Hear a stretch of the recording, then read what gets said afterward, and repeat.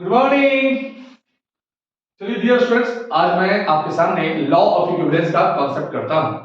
Law of equivalence में अभी हम रिडॉक्स रिएक्शन पढ़ रहे हैं, तो रिडॉक्स रिएक्शन में रिड्यूसिंग एजेंट और ऑक्सीडाइजिंग एजेंट का हम लोग लॉ ऑफ इक्विवेलेंस को जानेंगे। लॉ ऑफ इक्विवेलेंस क्या है? Gram equivalent of reactant A equal to gram equivalent of reactant B equal to gram equivalent of product C और D क्या प्रोडक्ट बना। तो देखिए, तो चलिए लॉ ऑफ इक्विवेलेंस को शुरू करते हैं। लॉ ऑफ इक्विवेलेंस, इसको माथे में डाल लीजिए कैसे बनाना है। लॉ ऑफ इक्विवेलेंस का कांसेप्ट को एक बार में माथा में सेट करना है। क्या करना क्या है कि gram equivalent of oxidising agent बराबर किसके? Gram equivalent of reducing agent. देखिए, ऑक्सीडाइजिंग एजेंट और रिड्यूसिंग एजेंट के ग्राम इक्विवेलेंट को देखना है, ठीक है। अब देखिए बारीकी से क्या करना है, और याद रखना जब भी ऑक्सीडाइजिंग और रिड्यूसिंग एजेंट आ जाए तो हम करेंगे क्या? नंबर ऑफ मोल्स ले लेंगे। क्या लेंगे? Number of moles into n factor. फिर लेंगे number of moles into n factor. इस फॉर्मूले को लेना, सारे के सारे क्वेश्चन आप क्या करोगे? विद इन सेकेंड में उड़ा दोगे, है ना। चलिए एक क्वेश्चन से करता हूं। चलिए लिखिएगा क्वेश्चन। क्वेश्चन लिखेंगे, question number first, how many, question के साथ लिखिएगा, how many moles of oxalate ion can be oxidise by 1 mole of KMnO4 in acidic medium. ठीक है, देखिए कितना अच्छा क्वेश्चन है। दूसरा क्वेश्चन लिखिएगा, find required moles of MnO4 minus to oxidize 1 mole of FeC2O4 in acidic medium। देखिए पहले दो कोशिश करते हैं, ध्यान से देखिएगा। इसका 3 पैटर्न का क्वेश्चन बनता है और सारे क्वेश्चन आप आसानी से बना सकते हो। how many moles of oxalate ion can be oxidized by 1 mole of KMnO4 in acidic medium। KMnO4 लेना है। KMnO4 क्या है? ऑक्सीडाइजिंग एजेंट है और सेल्फ इंडिकेटर भी है, क्योंकि ये खुद का कलर भी शो करता है। इससे अपना खुद का कलर कैसा होता है? पर्पल कलर का होता है। देखिए करना क्या है, KMnO4 में से क्या डालेंगे? MnO4 माइनस हमने डाला, और इसमें ऑक्सीडेट आयन क्या है बताओ? C2O4 2 माइनस है ना। हां, ऑक्सीडेट आयन का फॉर्मूला क्या होता है? C2O4 2 minus. देखिए मैं पिछले क्लास में, पिछले लेक्चर में बताया हुआ हूं कि MnO4 माइनस जो है वो क्या है? ऑक्सीडाइजिंग एजेंट है, जबकि ये क्या हो गया? अब स्वाभाविक है कि एक अगर ऑक्सीडाइजिंग एजेंट होगा, दूसरा क्या होगा? रिड्यूसिंग एजेंट होगा, और जो ऑक्सीडाइजिंग एजेंट होगा वो खुद क्या होगा? रिड्यूस, और दूसरे को क्या करेगा? ऑक्सीडाइज। अब देखिए, अब जिसको बच्चे को कांसेप्ट क्लियर है, विद इन सेकंड में बना देगा। MnO4 माइनस कौन सा मीडियम में बोला बताओ? कौन सा मीडियम में? एसिडिक मीडियम में। और एसिडिक मीडियम में MnO4 माइनस किस में कन्वर्ट होता है? Mn2 प्लस में, है ना, प्लस।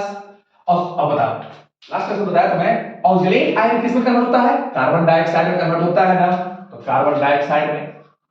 अब क्या करना है देखो ध्यान से, नंबर ऑफ मोल्स हमको ऑक्सीलेट आयन का पूछा है। देखो जब भी ऑक्सीडाइजिंग और रिड्यूसिंग एजेंट का इक्विवेलेंस पूछा जाए, घबराना नहीं है।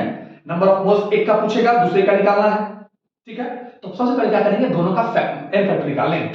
n फैक्टर निकालोगे ना, MnO4 माइनस और Mn का कितना निकलेगा? 5 निकला ना, क्योंकि ये इसका 7 निकलेगा, इसका 2, तो कितने का निकलेगा? 5 का। और इसका n फैक्टर कितना हो गया बताओ? इसका n फैक्टर हो जाएगा कितना का? 1 का n फैक्टर 1 * 2 कितना हो गया? 2 हो गया ना, क्योंकि इसका निकलेगा 3, इसका निकलेगा 4, दोनों का डिफरेंस कितने का? 1 का। और how many carbon atom present here? 2, that's why 1 * 2 क्या हो गया? 2। अब देखिए, तो जब भी अगर ऑक्सीडाइजिंग और रिड्यूसिंग एजेंट हो तो हम लोग कौन सा कांसेप्ट लगाएंगे? Gram equivalents of oxidising agent equal to gram equivalents of reducing agent. Gram equivalents of क्या? ऑक्सीडाइजिंग एजेंट इक्वल टू क्या? Gram equivalents of reducing agent. अब देखिए, और ऐसे क्वेश्चन को बनाने का कितना आसान तरीका है, number of moles into n factor, है ना। अब यहाँ पर ऑक्सीडाइजिंग एजेंट बताओ कौन है, यहाँ पर MnO4 माइनस है ना, उसका निकालना है ग्राम इक्विवेलेंट। और यहाँ रिड्यूसिंग एजेंट कौन होगा बताओ, C2O4 2 माइनस होगा ना, उसका ग्राम इक्विवेलेंट। और ग्राम इक्विवेलेंट कैसे निकालते हैं बताओ, number of moles into n factor, number of moles into n factor of C2O4 2 minus. अब देखिए हमें ऑक्सीडेट आयन का पूछा गया है कितना मोल, और जरा सोचो MnO4 माइनस का n फैक्टर कितना निकला 5। अच्छा इसका मोल कितना मोल लिया गया है MnO4 बताओ 1 मोल, इसका 5 से मल्टीप्लाई करेंगे। N2 कितना, N2 कितना लिया गया, हमें नंबर ऑफ मोल्स निकालना है। n फैक्टर कितना है ऑक्सीडेट आयन का 2, तो number of moles of oxidate ion कितना हो जाएगा, कितना होगा बताओ 5/2 मोल। क्या समझे इसका मतलब, यदि आप एक मोल यदि आप सुना मेरी बात को, यदि आप एक मोल KMnO4 लेते हैं तो वो 5/2 मोल यानी 2.5 मोल ऑक्सीडेट आयन को ऑक्सीडाइज करा देगा। सोचो माने लगातार हम डालते जाएंगे, जिस समय 1 मोल लेंगे KMnO4 वो 5.2 मोल को क्या करेगा ऑक्सीडाइज कर देगा। और आप जानते हो कि 1 मोल KMnO4 का मास कितना होता है, पोटेशियम का लगभग 40 मान लीजिए 40 55 और ये 64 कितना हो गया 64 55 हो गया लगभग 119 और 39 हो गया लगभग 158 के करीब हो गया। तो 158 ग्राम अगर आप पोटेशियम परमानेंट डालते हो तो वो 220 ग्राम ऑक्सीडेट आयन क्या करेगा ऑक्सीडाइज कर देगा। सोचिए तो यही मतलब कि जैसे मान लीजिए 158 ग्राम, तो 158 तक जैसे मान लीजिए आपने डाला 150 ग्राम, तब तक क्लॉट चेंज नहीं होगा। 151 152 153 154 155 156 157 158 ग्राम जैसे ही हुआ क्या होगा, पहली बार क्या होगा डार्क कलर में कन्वर्ट हो जाएगा। और जिस समय में डार्क कलर में पहली बार कन्वर्ट होता है ना उसी को बोलते हैं इक्विवेलेंट बिट बोलते हैं, और इक्विवेलेंट पॉइंट बोलते हैं, ठीक है, इक्विवेलेंस कांसेप्ट बोलते हैं। तो उसको तो वहां तो कॉन्सेप्चुअल तरीके से था, वहां तो लैबोरेटरी तरीके से था, लेकिन यहां पर जो है हमें नए टेक्निक्स पर करना है, क्वेश्चन को बनाना है, तो उसके लिए करना क्या होगा इसी तरह से यूज करेंगे। एक बार क्या करेंगे ग्राम इक्विवेलेंस निकालेंगे ऑक्सीडाइजिंग एजेंट का। ऑक्सीडाइजिंग एजेंट का पहचान मैं बता चुका था, कौन कौन होगा, पोटेशियम परमैंगनेट K2Cr2O7 है ना, MnO2 H2O2, ये सब क्या है, चाहे जितना भी हाइड्रोजन H2 के फॉर्म में है वो सब क्या है, वो सब है क्या ऑक्सीडाइजिंग एजेंट, ठीक है। अब देखिए इस क्वेश्चन को देखिए, find required moles of MnO4 minus to oxidise 1 mole of क्या है FeC2O4 in acidic medium, FeC2O4 in acidic medium है। चलिए अच्छी बात है, देखता हूं कैसे बना सकते हैं।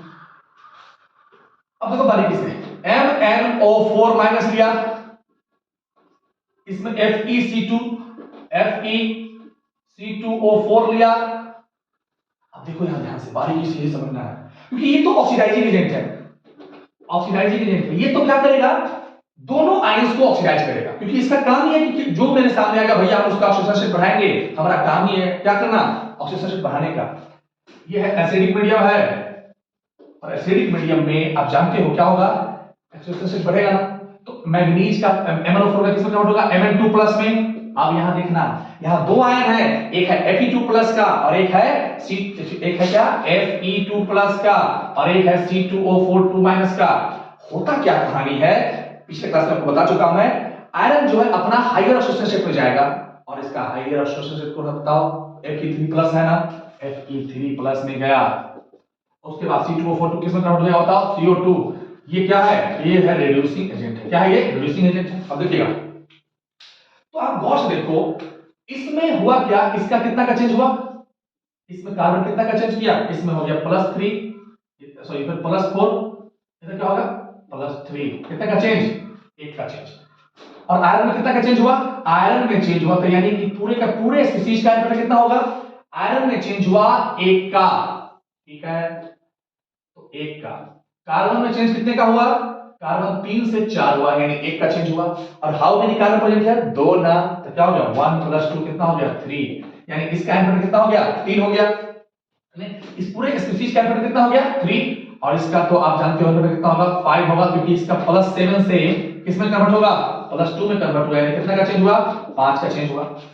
हमसे कितना आसान क्वेश्चन पूछा देखो, find required moles of MnO4 minus, कहते हैं MnO4 माइनस कितना मोल लीजिएगा कि वो 1 मोल FeC2O4 को क्या करेगा ऑक्सीडाइज कर देगा।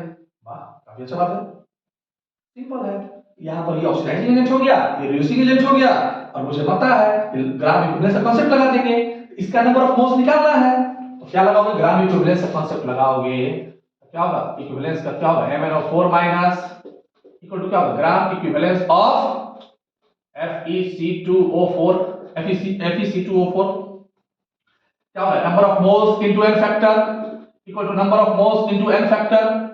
अब जरा बताओ MnO4 माइनस कितना n नंबर ऑफ मोल्स कितना है? 1 मोल लिया गया। n फैक्टर कितना है? n फैक्टर हो गया 5। नंबर ऑफ मोल्स कितना है?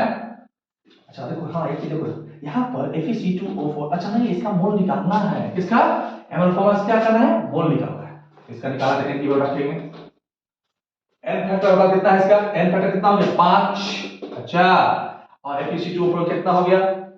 FeC2O4 का नंबर ऑफ मोल्स कितना?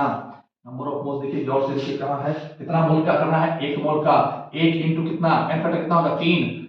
याद देखो ध्यान से, देयरफॉर n इक्वल टू कितना होगा? 3/5 मोल।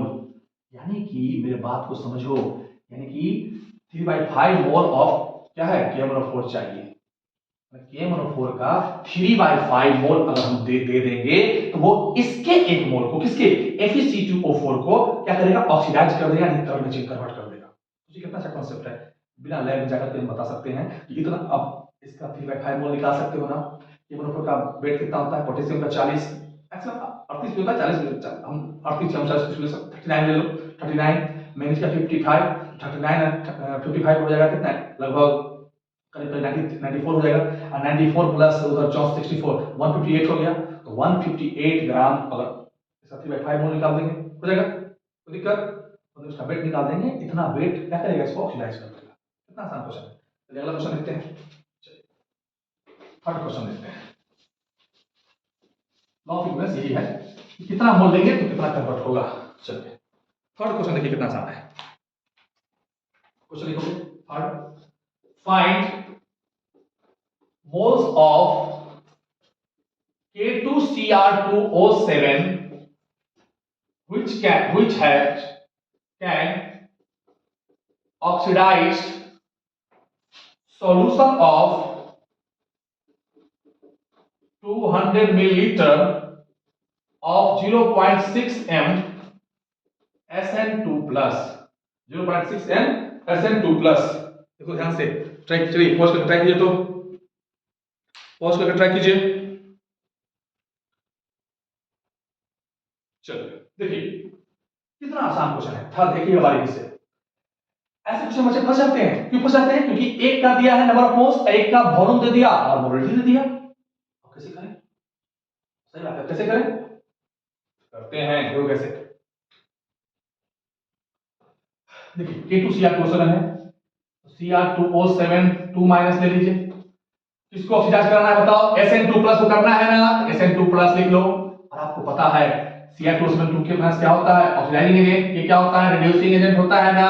अच्छा, ये मैं पिछले क्लास में बता चुका हूं कि क्रोमियम जो है वो किस में कन्वर्ट होगा बताओ? Cr3 प्लस में। अच्छा, और Sn2 प्लस किस में कन्वर्ट होगा? Sn4 प्लस में। रिड्यूसिंग एजेंट हमेशा उसका ऑक्सीजन क्या होता है? इंक्रीज करता है। चलिए निकालिए, इसका n फैक्टर कितना निकलेगा? इसका n फैक्टर निकलेगा 3 into 2 कितना हो गया? 6, और इसका n फैक्टर कितना हो गया? 2। जितना का चेंज 2 और 4 कितना का चेंज? 2 का चेंज हो गया फैक्टर। तो चलिए n फैक्टर निकल गया, तो मुझे क्या निकालना है? Gram equivalents of Cr2O7 2 minus equal to किसके? Gram equivalents of Sn2 plus. इसका निकालना है, माने एक बार ऑक्सीडाइजिंग एजेंट और रिड्यूसिंग एजेंट इस बीच में कंपेयर करना है। ठीक है, अब बताओ ग्राम इक्विवेलेंस कैसे निकालते हैं? Number of moles into n factor. अब देखिए खेल समझिए, इधर भी तो number of moles into n factor होना चाहिए था, लेकिन इधर नंबर ऑफ मोल्स नहीं दिया हुआ है। क्या कितना मोल लेना है? कुछ नहीं दिया है। हमें एक चीज दिया, क्या दिया? देखिए एक चीज दिया, क्या? यहां पर वॉल्यूम दे दिया और दूसरी तरफ क्या दे दिया? मोलरिटी दे दिया। अब सोचिए क्या करना है, क्या करेंगे? मोलरिटी लिखोगे, अगर मोलरिटी और वॉल्यूम दिया है तो क्या करेंगे? Molarity into volume into n factor, इस फॉर्मूला को यूज करेंगे। देखो भाई, अगर मान लीजिए हमें मोलरिटी और वॉल्यूम दिया है, क्या करेंगे? मोलरिटी इनटू वॉल्यूम इनटू क्या? n factor. अब देखिए नंबर ऑफ मोल्स कितना है? इसका नंबर ऑफ मोल्स निकालना है। अच्छा, n फैक्टर कितना है? 6।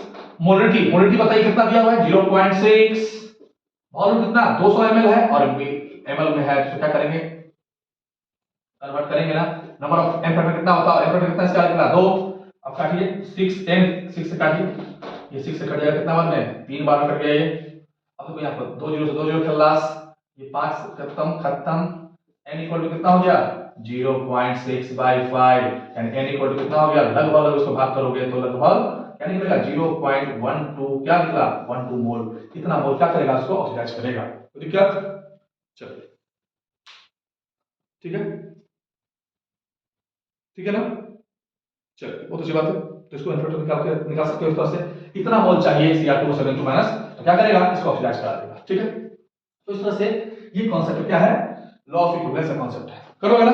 चलिए अब देखिए बहुत सारा कॉन्सेप्ट है, मैं अभी एक और क्वेश्चन करा देता हूं ताकि आपका पूरा का पूरा कॉन्सेप्ट क्या हो जाए, क्लियर हो जाए और आपको मजा आ जाए। लिख लो क्वेश्चन, लिखो क्वेश्चन लिखिए। Four number, how many moles of Fe2C2O4 can be oxidized by 200 milliliter of N/10 K2Cr2O7 solution, K2Cr2O7 solution, K2Cr2O7 solution। चलिए ट्राई कीजिए, ट्राई कीजिएगा जल्दी से, करेंगे। वो तो खान है, यहाँ नॉर्मेलिटी दिया हुआ है तो कोई लफड़ा ही नहीं, नॉर्मेलिटी जितना दिया हुआ उसको गुना मल्टीप्लाई कर देंगे वॉल्यूम से, और वॉल्यूम किसमें कन्वर्ट कर लेंगे, ठीक है क्या करेंगे ग्राम इक्विवेलेंस, ये किसमें कन्वर्ट हो जाएगा CO2 में कन्वर्ट हो जाएगा। ठीक है चलिए इसको ट्राई करते हैं हम लोग, तब तक हम आगे बढ़ते हैं। चलिए अब देखिए बारीकी से, लास्ट एप्लीकेशन है किसका, इसका रॉक रिएक्शन का लास्ट एप्लीकेशन है वो हम जानते हैं। लास्ट एप्लीकेशन है इलेक्ट्रोकेमिकल सेल, किसमें इलेक्ट्रोकेमिकल सेल में, इलेक्ट्रोकेमिकल सेल में भी इसका इस्तेमाल है। इसके बारे में डिटेल में आप स्टडी करते हो कहां पर, क्लास 12th में इलेक्ट्रोकेमिस्ट्री चैप्टर में स्टडी करते हो, लेकिन यहां पर आपको मैं सिखाता हूं कि किस पर भी क्वेश्चन आपको रिडॉक्स में दिख जाएंगे। इलेक्ट्रोकेमिकल सेल क्या होता है, ऐसा सेल जिसमें केमिकल एनर्जी किसमें कन्वर्ट होता है, इलेक्ट्रिकल एनर्जी में कन्वर्ट होता है। तो पूछेगा कि इलेक्ट्रोकेमिकल सेल क्या क्या कहोगे, ऐसा सेल जिससे केमिकल एनर्जी से किसमें कन्वर्ट होता है, इलेक्ट्रिकल एनर्जी में कन्वर्ट होता है, क्या बोलते हैं हम लोग इलेक्ट्रोकेमिकल सेल बोलते हैं। Electrochemical cell generally indirect redox होता है। इलेक्ट्रोकेमिकल सेल क्या होता है, इनडायरेक्ट रिडॉक्स। कोई पूछेगा कि इनडायरेक्ट क्या है, क्या कहोगे, ऐसा रिडॉक्स जिसमें एक दो कंटेनर होगा, कितना कंटेनर होगा, दो कंटेनर होगा, एक में एनोड रखेंगे दूसरे में क्या रखेंगे कैथोड रखेंगे, उसे बोलते हैं इनडायरेक्ट रिडॉक्स। याद है ना, देखो जैसे ये एक कंटेनर है, ये मैं लेता हूं दो कंटेनर, एक कंटेनर ये दूसरा ये, ठीक है। अब देखो ध्यान से, इसमें रख दिया क्या, इसमें रख दिया मैं एक मेटल के इलेक्ट्रोड को, इसमें रख दिया मैं दूसरे मेटल के इलेक्ट्रोड को, ठीक है। एक को मैं पतला लिया, एक को मोटा लिया हूं, क्यों लिया हूं समझाऊंगा अभी, देखिए। और जिस मेटल का इलेक्ट्रोड लेंगे ना उसी का इलेक्ट्रोलाइटिक सॉल्यूशन लेते हैं, सुनिएगा, जिस मेटल का आप इलेक्ट्रोड लोगे, मेटल का इलेक्ट्रोड लोगे, उसी का क्या करेंगे, क्या लेंगे, स्टैंडर्ड कंडीशन में उसका इलेक्ट्रोलाइट लेते हैं।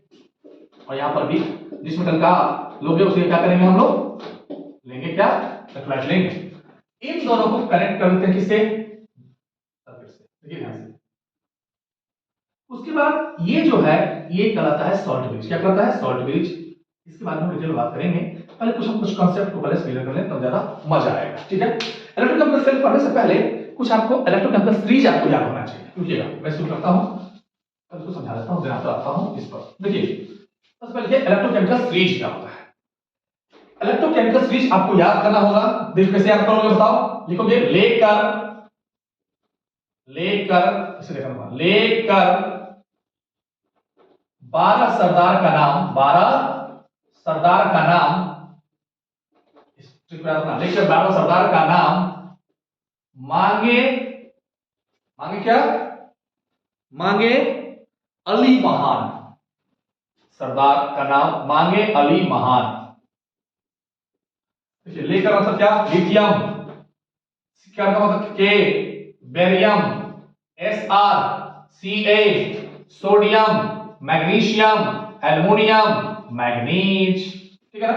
लेकर 12 सरदार का नाम, एक अली महान नाम के सरदार थे, उनका नाम लिया, कहा हे अली महान आपका नाम लेकर मैं क्या कर रहा हूं, क्या मांगा, लेकर 12 सरदार का नाम मांगे अली महान, क्या मांगा, तो मांगा, क्या मांगा, पानी मांगा, H2O, याद रखना। लेकिन जान गया ये पानी मांग रहा है, तो जानकर कोई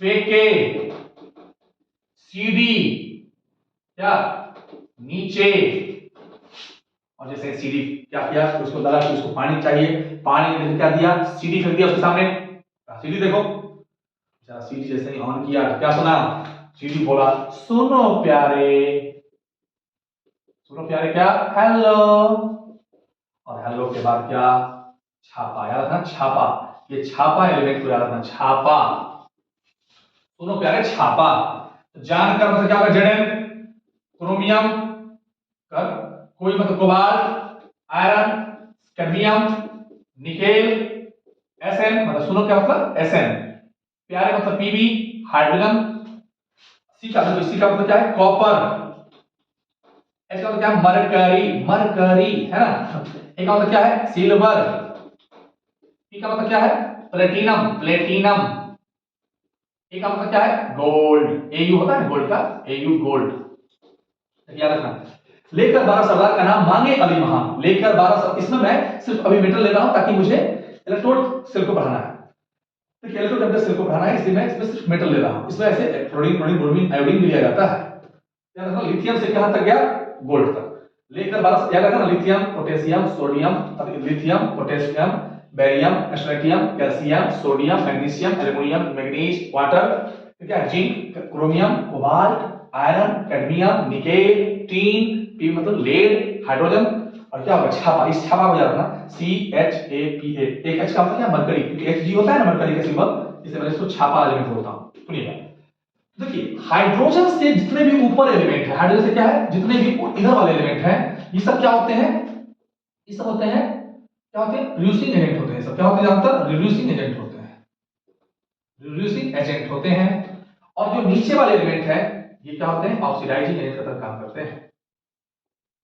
ऐसे मैं बताता हूं कुछ कांसेप्ट क्लियर होगा तो ध्यान से, ये कोई पूछेगा, लिथियम जो है मोस्ट, इसका एसओपी सुनिएगा, एसओपी की जो वैल्यू होती है मोस्ट क्या होता है, नेगेटिव, माने एसओपी मतलब होता है स्टैंडर्ड ऑक्सीडेशन पोटेंशियल, लिथियम जो है तुरंत किसी अपना इलेक्ट्रॉन लूज कर सकता है, और जो भी इलेक्ट्रॉन को लूज कर देगा उसका क्या मतलब है, लूज जो कर दिया यानी ऑक्सीडेशन होगा, तो याद रखना most SOP standard oxidation potential किसका ज्यादा होगा, लिथियम का होगा, माने मैक्सिमम नेगेटिव होगा, है ना। और यहां देखिए सबसे ज्यादा एसआरपी किसका ज्यादा होगा, गोल्ड का होगा, एसआरपी सबसे ज्यादा किसका होगा, स्टैंडर्ड रिएक्शन पोटेंशियल किसका होगा, गोल्ड का होगा।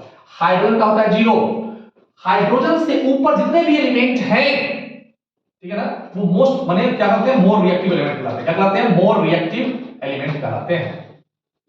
और हाइड्रोजन देखिए, हाइड्रोजन से जो ऊपर है ना, ऊपर मतलब अप में है, वो क्या है, मोर रिएक्टिव है, और हाइड्रोजन से जो नीचे है वो क्या है, लेस रिएक्टिव है, खास करके छापा एलिमेंट क्या है, लेस रिएक्टिव है, लेस रिएक्टिव है। कुछ ऐसे जैसे प्लेटिनम और गोल्ड जो है उसको नोबल मेटल भी बोलते हैं, मतलब किसी रिएक्शन भी नहीं करता है। देखो अब लेकिन मान लीजिए इसमें कांसेप्ट क्या है कि एनोड और कैथोड कैसे सेलेक्ट करते हैं, समझिए, जो ज्यादा इलेक्ट्रोनिक, जो ज्यादा माने क्या होगा, रिएक्टिव होगा, जो ज्यादा रिएक्टिव होगा, जिसका एसओपी की वैल्यू जितना नेगेटिव ज्यादा होगा, सुनेगा, और याद रखना इसका ऐसा फिगर क्या होता है, ज्यादा मैक्सिमम पॉजिटिव, मैक्सिमम क्या पॉजिटिव, मैक्सिमम पॉजिटिव, ठीक है, एसआरपी एसओपी। मेरे बात को सुनिएगा, इसका क्वेश्चन बहुत आसान होता है, बड़ा आसान भी होता है, कोई दिक्कत नहीं है, पर समझिए, जो जैसे मान लीजिए मैं लिया जिंक और कॉपर का सेल बनाना चाहता हूं, गैल्वेनिक सेल होता है ना, उसमें जिंक और कॉपर लिया जाता है, तो जिंक, अब मुझे पता है कि जिंक जो है इलेक्ट्रोकेमिकल सीरीज में ऊपर है, तो जो जितना ऊपर हो, जो ऊपर होगा ना उसको हम एनोड पर लेते हैं, क्या लेते हैं, एनोड पर लेते हैं, और जो जितना नीचे होगा उसको कैथोड पर लेते हैं, यानी जिंक किसमें चला जाएगा, एनोड पर, और कैथोड किसमें जाएगा, कैथोड पर कौन जाएगा, कॉपर जाएगा। जैसे मान लीजिए कोबाल्ट और आयरन लेते हैं, तो कोबाल्ट किसमें जाएगा, एनोड पर, और आयरन किसमें जाएगा, कैथोड पर, ठीक है। जैसे मान लीजिए हम अगर मान लीजिए बेरियम और सोडियम लेते हैं, तो बेरियम किसमें जाएगा, एनोड पर, और सोडियम किसमें जाएगा, कैथोड पर, यानी जिसका जो इलेक्ट्रोकेमिकल सिस्टम जितना ऊपर है ना, जितना ऊपर में है वर्टिकल, जितना हाई में है, वो जाता है एनोड पर, यानी लिखिएगा नोट में लिख लीजिएगा, उसको याद कर लेंगे ना, ठीक है। देखोगे मोर रिएक्टिव मेटल, जो मोर रिएक्टिव होगा, सुनिएगा, मोर, इसको दिमाग में रखना, मोर रिएक्टिव मेटल कहां जाएगा, ये हमेशा जाएगा एनोड पर, ठीक है, ये यहां रखना, खास करके इलेक्ट्रोकेमिकल सेल में। और लेस रिएक्टिव जो मेटल होगा, लेस रिएक्टिव मेटल जो होंगे वो कहां जाएंगे, कैथोड पर। और जो मोर रिएक्टिव है, यानी जल्दी इलेक्ट्रॉन प्रोड्यूस कर देगा, वो उसका क्या होगा, ऑक्सीडेशन होगा, और स्वाभाविक है जो जल्दी करेगा उसका क्या होगा, रिडक्शन होगा, क्या होगा, रिडक्शन होगा, ठीक है। और उसमें आपको कभी पूछे क्वेश्चन में ईएमएफ ऑफ द सेल बताओ, क्या बताओ, ईएमएफ ऑफ द सेल।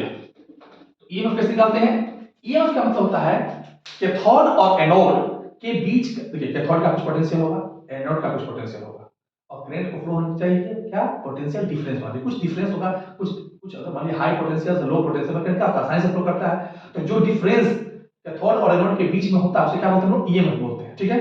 तो ईएमएफ ऑफ सेल या ई नॉट सेल को किसके रिप्रेजेंट करेगा, बताओ, ई कैथोड, ई नॉट क्या, कैथोड, माइनस क्या, ई नॉट एनोड। ये नॉट नहीं लिख रहा हूं, ये स्टैंडर्ड कंडीशन में है, ठीक है ना, स्टैंडर्ड कर सकते हो ना, 298 केल्विन टेंपरेचर, 1 बार प्रेशर या 1 एटीएम प्रेशर, है ना, इसे क्या बोलते हैं हम लोग, स्टैंडर्ड कंडीशन बोलते हैं, ठीक है। और जो इलेक्ट्रोलाइट लेंगे उसका कंसंट्रेशन कितना लेना है, 1 m, मोलरिटी से लेते हैं उसका कंसंट्रेशन, ठीक है। देखिए तो याद रखना, जो मोर रिएक्टिव मेटल होगा कहां जाएगा, एनोड पर, और जो लेस रिएक्टिव होगा कहां जाएगा, कैथोड पर, ठीक है, इसको दिमाग रखना है। चलिए क्वेश्चन करेंगे तो समझ में आएगा आपको सब बात। पहले समझते हैं इस कांसेप्ट को, समझते हैं, देखिए यहां से हम समझते हैं इसका, ये है, मान लीजिए आपके सामने हमने ले लिया इनडायरेक्ट लॉस करा रहे हैं, इसमें हम पतला सा एलिमेंट लेते हैं, इसमें क्या, मोटा सा एलिमेंट, मोटू सा एलिमेंट, मोटू, तो क्या करेंगे, सॉल्ट ब्रिज से जोड़ देंगे, ये है सॉल्ट ब्रिज, ठीक है, सॉल्ट ब्रिज है, समझिएगा। और इसको हम क्या कर रहे हैं,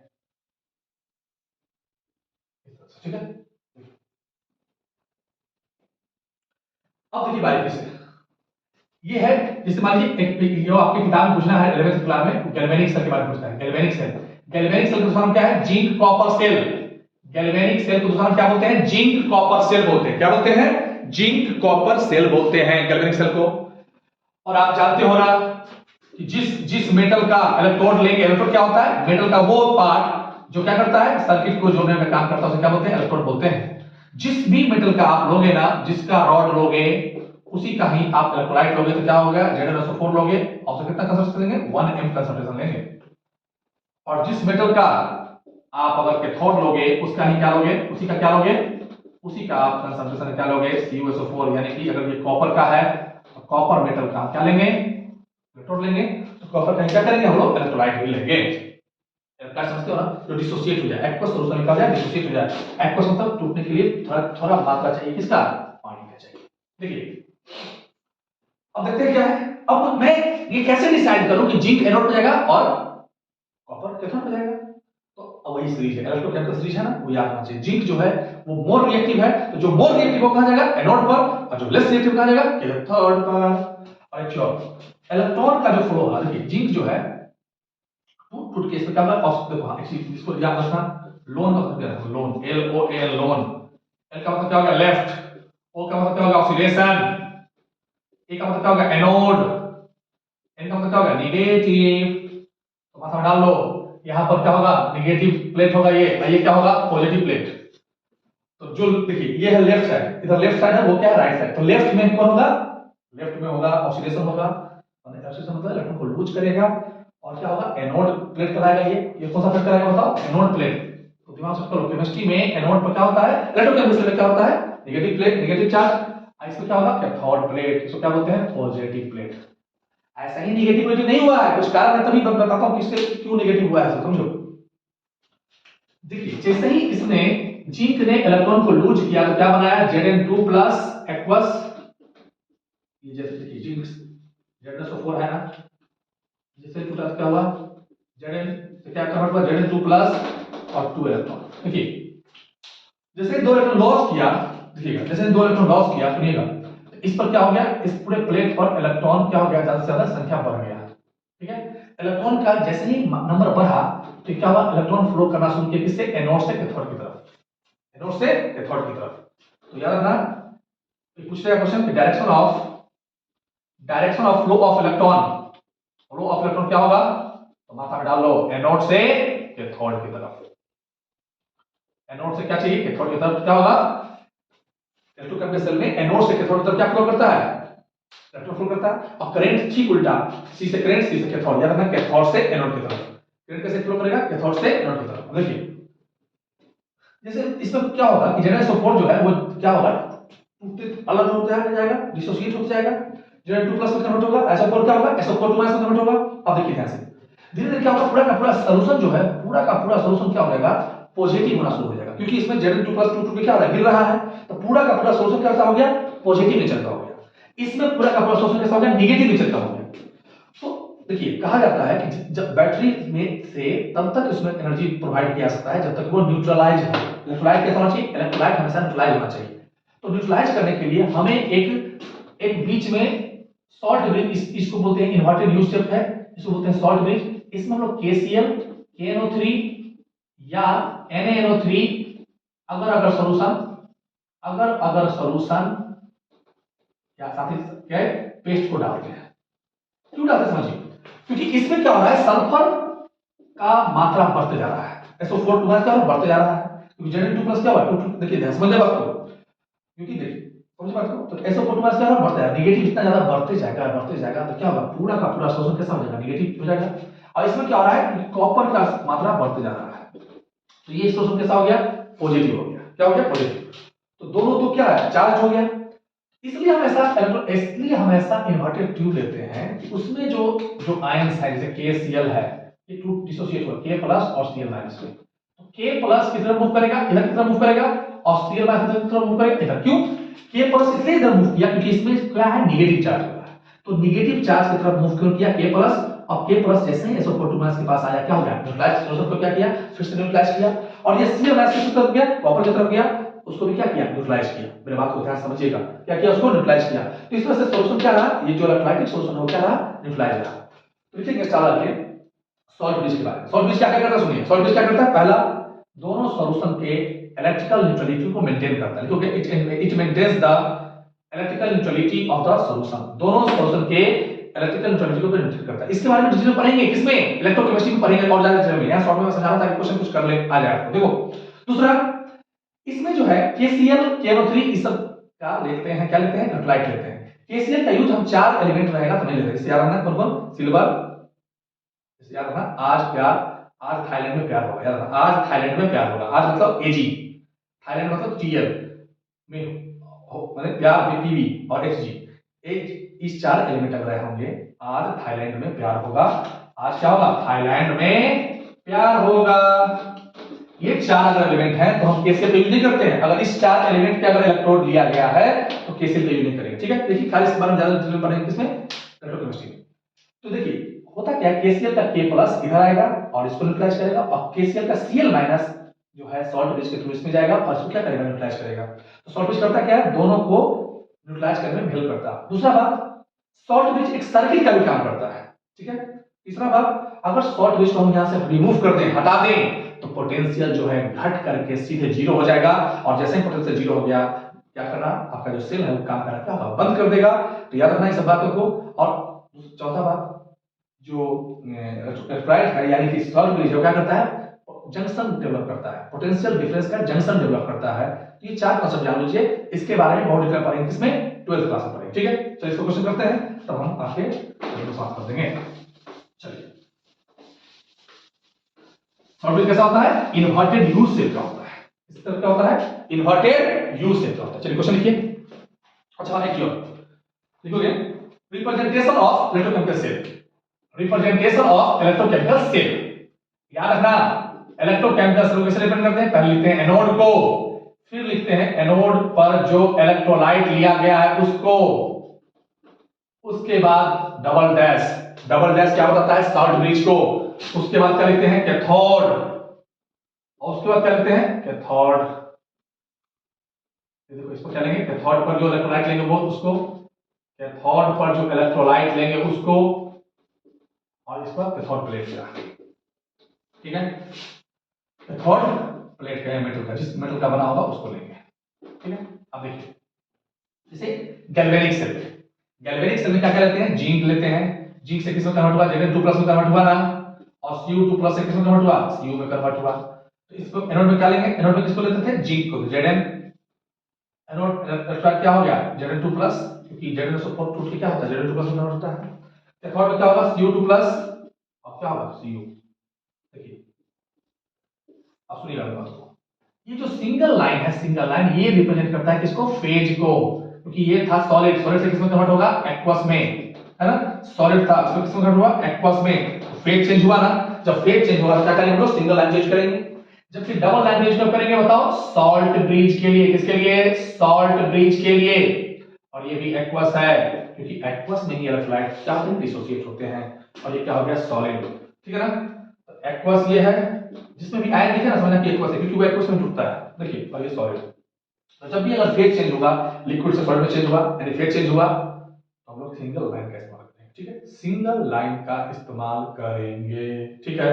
चलिए क्वेश्चन करते हैं तो मजा आएगा। अच्छा एक और बात लिख लीजिए नोट में, गैल्वेनिक सेल का जो ईएमएफ होता है, ई नॉट सेल होता है, गैल्वेनिक सेल कितना होता है, याद रखना, ई नॉट सेल जो होता है गैल्वेनिक कितना होता है, 1.1 वोल्ट। कैसे होता है तो हम 4-5 क्वेश्चन कराते थे, सुनना है, देखिए कितना होता है 1.1 वोल्ट। जैसे देखिए Zn2+, Zn है, और Zn2+ का ई नॉट जो है वो कितना है, -0.76 वोल्ट। इसके बारे में डिटेल बात करते हैं किसमें, इलेक्ट्रोकेमिस्ट्री में।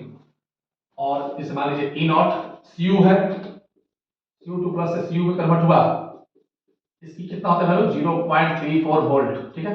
अब देखिए याद रखना हमेशा, ई नॉट सेल निकालने का तरीका ये है कि E naught cathode minus E naught anode. इसका 3-4 फॉर्मूला है, लेकिन बहुत सारा मैं लिख सकता हूं, ये भी लिख सकता हूं क्या, SRP of cathode minus S क्या, SRP ऑफ एनोड। और आईयूपीएससी ने स्टैंड देखिए एसओपी भी दिया रहेगा, निगेटिव में लिखा है समझना, ओएस माने एसओपी दिया हुआ, पॉजिटिव में तो एसआरपी दिया हुआ, ठीक है। देखिए समझना है, जैसे देखिए इसका इसका निगेटिव दिया हुआ है ना वैल्यू, निगेटिव वैल्यू दिया, क्या करें, निगेटिव मतलब क्या, एसओपी में दिया हुआ है, एसआरपी में, ये एसओपी में दिया हुआ है, देखो ध्यान से क्या करेंगे, डालिए, देखिए ध्यान से क्या करोगे, चुटकी उड़ा देंगे, ये कितना कैथोड कितना हो गया 0.34 वोल्ट हुआ ना, प्लस माइनस 0.76 वोल्ट कितना हो जाएगा, प्लस 0.34 वोल्ट माइनस प्लस कितना 0.76 वोल्ट कितना निकला 1.1 वोल्ट निकला। तो इस तरह से हम क्या कर सकते हैं, ये मतलब से निकाल सकते हैं, कैलकुलेट कर सकते हैं, ठीक है।